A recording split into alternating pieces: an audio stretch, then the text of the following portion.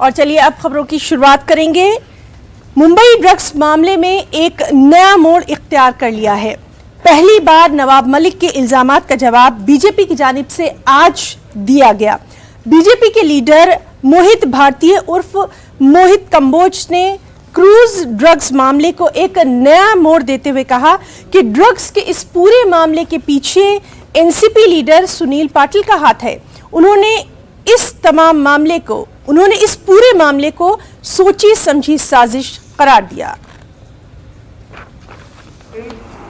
जो राष्ट्रीय कांग्रेस पार्टी, राष्ट्रवादी कांग्रेस पार्टी के सदस्य हैं, मेंबर हैं, उनसे जुड़े हुए हैं और काफी क्लोज के रिश्ते हैं, उन्होंने सैम डिसूजा को 1 तारीख को व्हाट्सएप किया।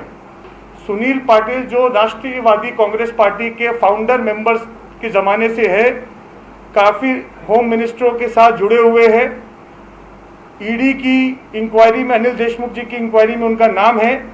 ऋषिकेश देशमुख के जिगरी दोस्त है, महाराष्ट्र के काफ़ी कैबिनेट मिनिस्टर के दोस्त हैं।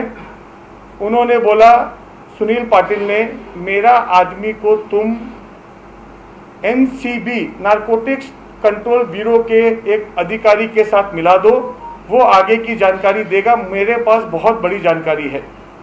तो उसने बोला, कौन अधिकारी, आपका कौन आदमी है जो बात करेगा? सुनील पाटिल ने बोला, उसका नाम है किरण गोसावी।